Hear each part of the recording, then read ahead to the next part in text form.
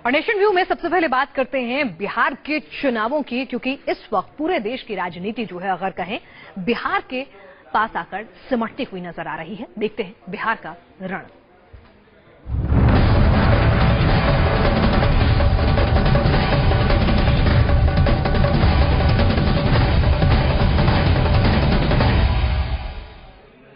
चुनाव होते हैं तो वादे होते हैं और एक दूसरे से बढ़ चढ़कर वादे किए जाते हैं, और ऐसे में बीजेपी का विजन डॉक्यूमेंट आया। घोषणा पत्र दरअसल किसी भी पार्टी का वो वादा होता है जो वो जनता से करती है कि भाई अगर मैं सत्ता में आई तो चुनाव जीतने के बाद जो है ये तमाम काम पूरे करूंगी और आपके राज्य की तरक्की का ताना बाना उसी के इर्द गिर्द बुना जाएगा। बीजेपी ने भी अपना विजन डॉक्यूमेंट जो है वो जारी किया है, जिसे आज बिहार में बाकायदा प्रेस कॉन्फ्रेंस कर जारी किया गया। गरीब परिवारों को रंगीन टीवी से लेकर छात्रों को लैपटॉप तक कई लोक लुभावन वायदे बीजेपी ने अपने विजन डॉक्यूमेंट में किए हैं। गरीब परिवारों को रंगीन टीवी दिया जाएगा, इसके अलावा लड़कियों को स्कूटी देने का वादा है। छात्रों को लैपटॉप बांटकर सत्ता की सीढ़ी तक चढ़ने की कोशिश है।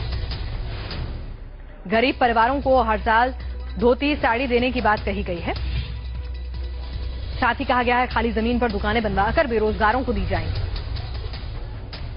हर परिवार से एक व्यक्ति को ई शिक्षा दी जाएगी, यानी कि उन्हें कंप्यूटर की जानकारी दी जाएगी।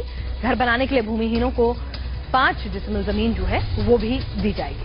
सभी ब्लॉक में आईटीआई पॉलिटेक्निक कॉलेज खोले जाएंगे। शहरों में शुद्ध पानी पहुंचाने का इंतजाम होगा। स्ट्रीट लाइट कराई जाएंगी दुरुस्त। युवाओं को राज्य में रोजगार के अवसर भी बढ़ाए जाएंगे। किसानों की पानी बिजली की समस्या को दूर किया जाएगा। बीज उर्वरक की उपलब्धता को आसान बनाने का भरोसा भी दिलाया गया है इस विजन डॉक्यूमेंट में। लेकिन सवाल ये उठ रहा है कि भाई बीजेपी भी नीतीश बाबू के साथ मिलकर 10 साल तक बिहार में सत्ता पर बैठी थी। अगर अभी तक स्ट्रीट लाइट दुरुस्त नहीं हुई, शुद्ध पीने का पानी नहीं आया, तो आप क्या कर रहे थे जनाब? हम साम्यवादी और कांग्रेसवादियों का गठबंधन समझ सकते थे, पहले भी हुआ 71 में। कभी भारतीय जनसंघ या भारतीय जनता पार्टी और कांग्रेस का नहीं समझ सकते। और उससे भी कठिन कल्पना कर पाना था लोहियावादियों का और कांग्रेस का गठबंधन। पॉलिटिकल कंसिस्टेंसी नहीं है, तो इसलिए ये विचित्रता भी, ये अंतर विरोधी गठबंधन भी देखने को कई बार मिलता है। ऐसी 3 टांग की दौड़ कभी दौड़ी नहीं जा सकती, और दौड़ी भी जाए तो कभी वो जीतती नहीं। वो एक कहावत है ना, डूबते को तिनके का सहारा। क्या मोदी जी बताएंगे, जब हम एमजी नरेगा लेकर आए, जब हम मिड डे मील स्कीम लेकर आए, जब हम खाने का और भोजन का अधिकार लेकर आए, जब शिक्षा का अधिकार लेकर आए, तो मोदी जी ने पूरे देश में घूम घूम कर मजाक उड़ाया। एमजी नरेगा को कांग्रेस की कामयाबी का सबसे बड़ा उदाहरण बताया। ये इन चीजों से, साइकिल आने से देश के विकास नहीं होता है। कार आ गई तो देश की गरीबी नहीं हटी, और एडवांस हो जाए साइंस तो उससे कोई जो यानी एक तरह से लोक लुभावन वादे जो कर रहे हैं उससे कोई बिहार नहीं बदलता। सड़क है नहीं, बिजली है नहीं, पीने के लिए पानी हर घर पहुंचा नहीं है, और आप मुफ्त में स्कूटी और लैपटॉप बांटने की बातें कर रहे हैं। इस बीच आपको बताते हैं कि जो विजन डॉक्यूमेंट में जो मुफ्त के लैपटॉप और स्कूटी के वादे हैं ये नए नहीं हैं। 2014 में हरियाणा में जब विधानसभा चुनाव हुए थे तो उस दौरान इंडियन नेशनल लोकदल ने लड़कियों को स्कूटी देने का वादा किया था। पिछले साल हुए लोकसभा चुनाव से पहले 25 फरवरी 2014 को एआईएडीएमके ने लोगों को लैपटॉप, मिक्सर ग्राइंडर, पंखे और यहां तक कि बकरे, भेड़े और गाय देने का भी वादा कर दिया था। जबकि छात्रों को मुफ्त साइकिल और गरीब लड़कियों को शादी के उपहार के तौर पर सौर बिजली चलित घर और 4 ग्राम सोना देने का वादा किया था। नवंबर 2013 में मध्य प्रदेश में हुए विधानसभा चुनाव से पहले बीजेपी ने सरकारी कॉलेजों में एडमिशन देने वाले युवाओं को स्मार्टफोन, प्रतिभाशाली छात्रों को लैपटॉप और गरीबों को 1 रुपए किलो चावल देने का ऐलान किया था। इससे पीछे जाते हैं 2012 के उत्तर प्रदेश के चुनावों की बात करते हैं, विधानसभा चुनावों की, जहां समाजवादी पार्टी ने अपने घोषणा पत्र में 12वीं पास सभी छात्रों को लैपटॉप देने का ऐलान किया, तो वहीं 10वीं पास छात्रों को टैबलेट और स्कूल कॉलेजों में पढ़ने वाली लड़कियों को मुफ्त इलाज का भरोसा जो है वो दिलाया गया था।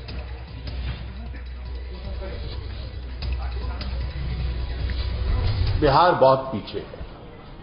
कितने उद्योग बिहार में आ पाए? बिजली के कारखाने नहीं चले तो इस महागठबंधन का एक साथी दूसरे से पूछे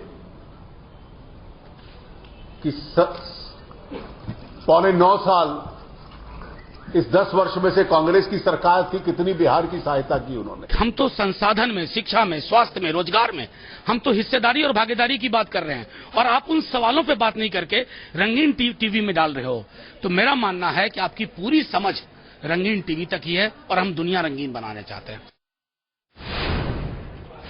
चलिए, जाहिर सी बात है कि विपक्ष जो है आड़े हाथों ले रहा है रंगीन टीवी मुफ्त में देने के इस वादे को। दरअसल बिहार में जिस कलर टीवी और लैपटॉप को बीजेपी ने अपने विजन डॉक्यूमेंट में जगह दी है, उसकी असलियत जरा हम आपको बताते हैं आंकड़ों के लिहाज से कि वाकई में अभी क्या स्थिति है। 2011 की जनगणना के मुताबिक बिहार की आबादी है 10,40,99,452, लेकिन इस आबादी के महज 14.5% लोगों के पास अपना टीवी है। सिर्फ 0.9% लोगों के पास इंटरनेट के साथ कंप्यूटर या लैपटॉप है, जबकि बिना इंटरनेट या कंप्यूटर रखने वाले जो लोग हैं उनका आंकड़ा है 6.2%। इसी तरह लैंडलाइन फोन कनेक्शन वाले लोग हैं 2.2%, जबकि 51.6% लोगों के पास मोबाइल है और दोनों का इस्तेमाल करने वाले लोग 1.6% हैं। जैसा कहा कि बच्चों को लैपटॉप देंगे, तो आज हमारे खास करके बिहार में टेक्निकल के क्षेत्र में हम उम्मीद करते बहुत पीछे है। अगर बच्चों को लैपटॉप हाथ में आ जाता है, जो कि उनको खरीदने के एक पोजीशन में नहीं रहते हमारे यहाँ मैक्सिमम बच्चे, उन बच्चों के हाथ में आ जाएगा तो वो वर्ल्ड से एक तरह से जुड़ जाएंगे, सारी बातों को समझेंगे और बहुत बड़ी विकास होगी। कहाँ से करेंगे? पहले तो कि सरकार में आएंगे तब तो वादा पूरा करेंगे। इनको तो सरकार में आने की संभावना ही नहीं है। बीजेपी जो कहती है उसके विपरीत करती है। इससे पहले भी 2014 लोकसभा में उन्होंने कहा कि हम 5 करोड़ युवाओं को रोजगार देंगे, युवाओं के ओठों पे लाली और चेहरे पे मुस्कान होगी। ऐसा नहीं है। आज मोबाइल की बात किए हैं, कल लैपटॉप की बात करेंगे। बस नया चुनाव नया झूठ, नया चुनाव नया झूठ। बीजेपी ने अभी इलेक्शन है तो समय पे इन्होंने बोल दिया, अच्छी बात है, लेकिन यदि इम्प्लीमेंटेशन करें तो हम जनता को ये भलाई होगी। चलिए, जनता शायद समझदार हो गई है और अब उसे समझ में आने लगा है कि जो फ्री का नुकसान होता है, जो चुनावों में मिलता है, वो काफी भारी पड़ता है। बहरहाल, बिहार के चुनावी तापमान अब बढ़ता जा रहा है। जैसे जैसे चुनाव नजदीक आ रहे हैं तो लड़ाई भी चरम पर है। वोट की इस लड़ाई में हालात ऐसे हो चुके हैं कि नेता तो अपनी मर्यादा तक भूल रहे हैं। छोटे कार्यकर्ताओं की तो छोड़िए, दिग्गजों की जुबान फिसल रही है। सत्ता के शिखर तक पहुंचने में अमित शाह और लालू यादव दोनों एक दूसरे पर जमकर आरोप लगा रहे हैं और सवाल ये उठ रहा है इस सबके बीच, क्या जीत के जुनून में हमारे इतने वरिष्ठ नेता मर्यादाओं की तिलांजलि देते हुए जो नजर आ रहे हैं, वो इतना जरूरी है? बिहार में कांटे की टक्कर है और नेताओं की जुबानी मर्यादा टूटने लगी है। छोटे नेता अगर इस तरह के बयान देते तो बात अलग होती, लेकिन दिग्गज नेताओं की जुबान फिसल रही है। ऐसे शब्दों का इस्तेमाल हो रहा है जिससे शिष्टाचार की सीमाएं टूटती नजर आ रही है। बुधवार को बीजेपी के राष्ट्रीय अध्यक्ष अमित शाह ने आरजेडी सुप्रीमो लालू प्रसाद यादव पर जुबानी वार किया। अब बारी थी लालू प्रसाद यादव की। उन्होंने और भी तल्खअंदाज में अमित शाह को जवाब दिया। आजादी के आंदोलन में जयप्रकाश नारायण हो, राजेंद्र बाबू हो, जगजीवन राम जी हो, कर्पूरी ठाकुर हो, एक परंपरा, प्रामाणिक लोगों की परंपरा बिहार के नेतृत्व में रही, जिसका देश सम्मान करता था। और आज बिहार चारा चोर लालू के नाम से जाना जाता है। अमित शाह को भारत से नहीं दुनिया जानती है कि गुजरात के दंगा में नरभक्षी के रूप में विख्यात हुए थे।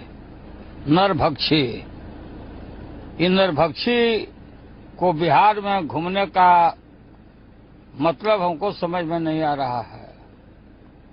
हम जानना चाहते हैं अमित शाह से और भाजपा से और प्रधानमंत्री से कि अमित शाह गुजरात के दंगों के समय में कौन कौन धाराओं में, किस किस दफा में ये गिरफ्तार हुए थे और इन पर मुकदमे चले थे। चारा चोर और नरभक्षी जैसे शब्दों का इस्तेमाल हो रहा है। पुराने जख्म कुरेदे जा रहे हैं। बहस के गिरते स्तर को आला बीजेपी नेता अरुण जेटली ने नया मोड़ देने की कोशिश की। जेटली ने आरोप लगाया कि रेल मंत्री रहते हुए लालू प्रसाद यादव ने गोधरा कांड में फर्जी जांच बिठाई थी। कौन लोग ये आरोप लगा रहे हैं? जब लालू जी रेल मंत्री थे तो उन्होंने एक फर्जी जांच बिठाई थी, फर्जी, फैब्रिकेटेड, जिसने एक फर्जी रिपोर्ट दी कि कार सेवकों ने स्वयं साबरमती एक्सप्रेस को आग लगा दी। बिहार की चुनावी जंग में भाषा और बहस का स्तर गिर रहा है। कुछ नेताओं की तरफ से संयम बरतने की सलाह दी जा रही है। अमित शाह भारतीय जनता पार्टी के राष्ट्रीय अध्यक्ष हैं। उनका काम है दूसरे पार्टी को क्रिटिसाइज करना, लेकिन ये सब शब्द का प्रयोग एक अच्छा नहीं लगता है, स्तरीय नहीं है। लोकतंत्र में मर्यादाओं की खासी अहमियत है, लेकिन बिहार चुनाव में नेताओं पर जीत हासिल करने का जुनून इस कदर सवार है कि वो सारी मर्यादाओं को तिलांजलि देने में जुटे नजर आ रहे हैं। Rajneesh Sinha, news nation, Patna.